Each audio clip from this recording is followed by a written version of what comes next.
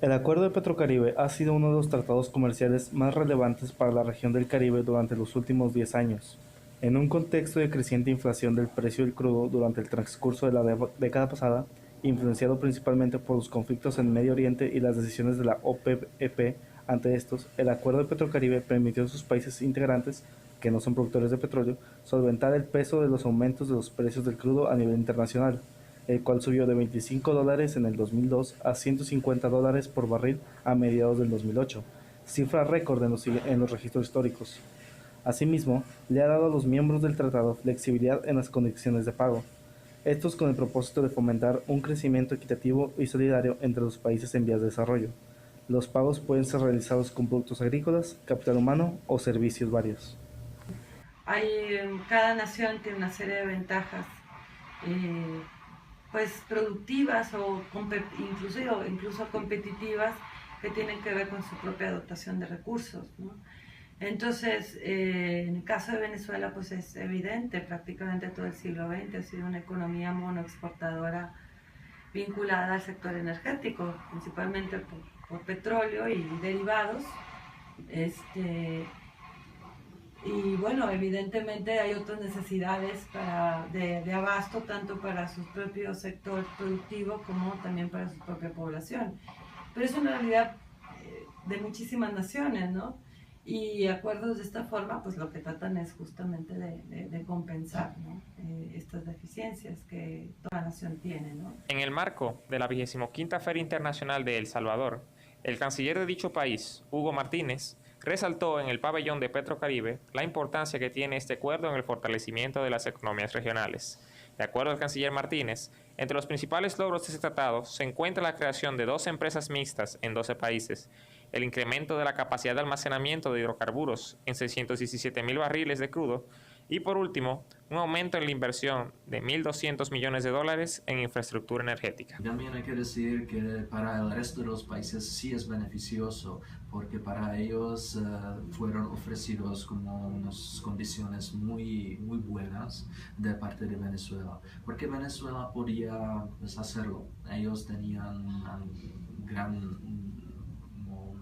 recibieron como unas grandes monedas o grande dinero de petróleo y por eso podían ofrecer este crédito barato también a esos países. Entonces para el resto de los países eso ayudó a su desarrollo, aunque ahora sabemos que no fue un desarrollo muy bueno. Por ejemplo, los países ahora intentan transformar su economía del uso del crudo hasta uso, por ejemplo, del gas natural, que son más sensibles ambientalmente. No obstante, no todos son optimistas sobre el futuro de este acuerdo. Existen intenciones de la oposición de Venezuela, que actualmente controla la Asamblea Nacional, para revisar los acuerdos en materia energética que ha realizado el gobierno venezolano durante los periodos presidenciales de Hugo Chávez y de Nicolás Maduro. Esto bajo el sustento de que los bajos precios del petróleo a nivel internacional no permiten sustentar una política de cooperación tan ambiciosa como lo es Petrocaribe, que lacera los beneficios económicos de Venezuela y que son necesarios actualmente en otras áreas de la ya de por sí muy delicada economía venezolana. Lo que es cierto es que este tipo de acuerdo nace de una política nacionalista que trata de izquierda, que trata de establecer otro tipo de colaboración entre las naciones.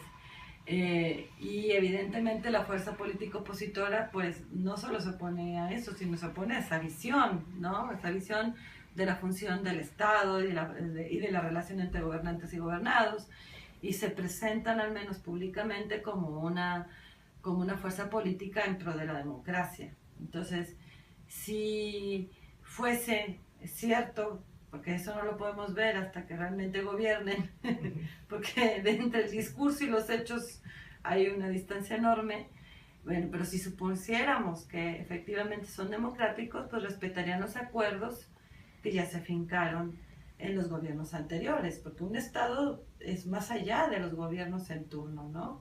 Un Estado respeta, en un Estado se respetan los acuerdos que los representantes en turno firmaron con otros gobiernos en materia de cualquier índole. Entonces se supondría que tendría que respetarlo y posiblemente a lo mejor se sentarían otra vez a la mesa, se convocaría a una renegociación de los términos, ¿no?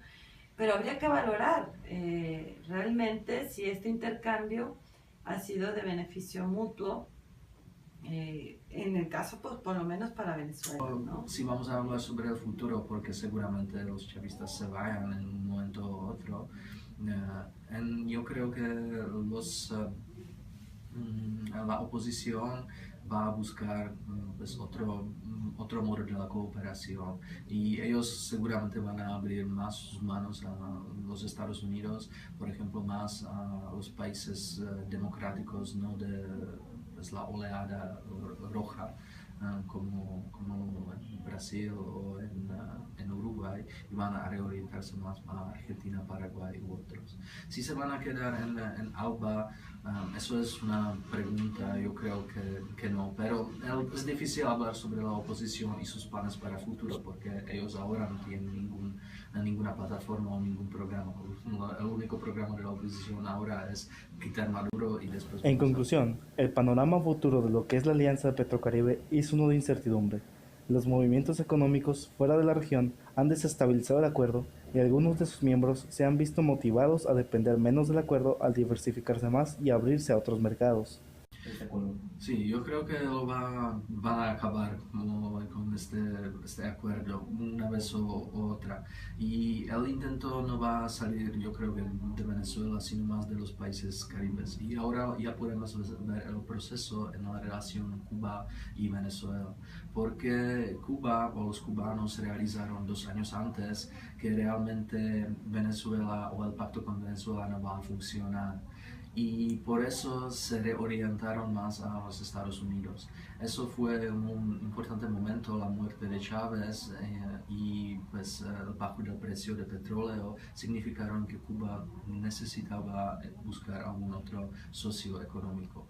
Y ahora podemos ver, por ejemplo, que en 2010 Venezuela fue el mayor importador del petróleo a esta área del Caribe. Ahora los Estados Unidos están como siguiendo muy rápidamente y se aumentó el petróleo de Estados Unidos. Entonces se puede ver ese proceso de los países que se reorientan de Venezuela de nuevo a Estados Unidos, que crea una oportunidad para los Estados Unidos participar más en esa región.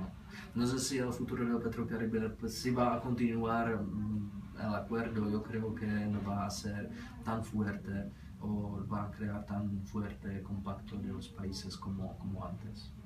Analizando su contexto, vemos que el acuerdo sirvió a su objetivo en su momento, tanto como instrumento político en el gobierno de Hugo Chávez para fortalecer sus lazos en la región, como también como instrumento económico de la región.